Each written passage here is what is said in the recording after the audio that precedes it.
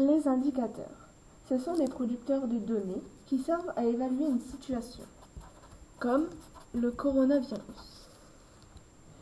Ils s'expriment sous différentes formes, comme une valeur absolue, en nombre, une valeur relative, en pourcentage ou en pour mille, et une valeur qualitative, donc une qualité d'un niveau de vie satisfaisant. Nous avons 3 types d'indicateurs. Pour commencer, il y a l'indicateur de santé. Ça décrit l'état de santé de la population.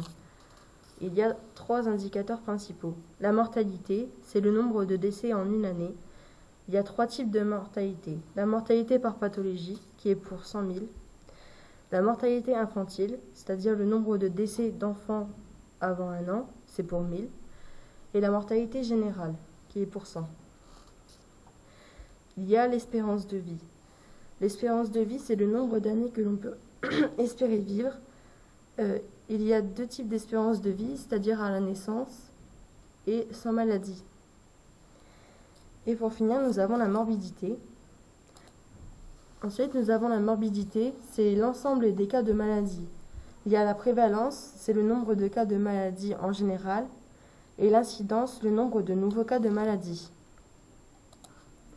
Tout cela sert au pouvoir public à prendre des décisions pour améliorer les situations. Ensuite, nous avons l'indicateur démographique qui permet de caractériser la population. Il y a la natalité, c'est le nombre de naissances en valeur absolue.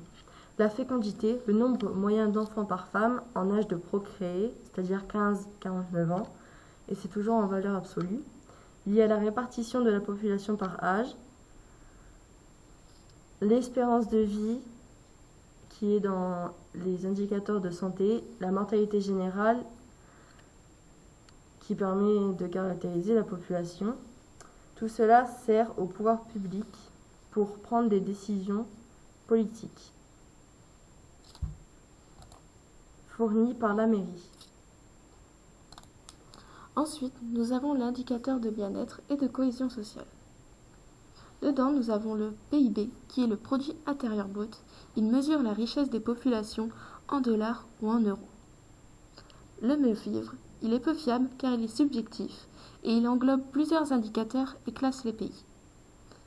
L'IDH, l'indice de développement humain, il inclut la durée de scolarisation, l'espérance de vie et le revenu par habitant. Il est compris entre 0 et 1. Pour finir, le taux de pauvreté et de chômage. Ces 4 indicateurs servent au pouvoir public, ministère des Affaires sociales et de santé et économique, à prendre des décisions publiques et sociales. Pour finir, ces indicateurs sont récupérés par les producteurs de données, tels que l'INSEE, l'INED, la DREES et l'ORS, qui sont envoyés aux producteurs d'informations qui, eux, les traitent et les analysent.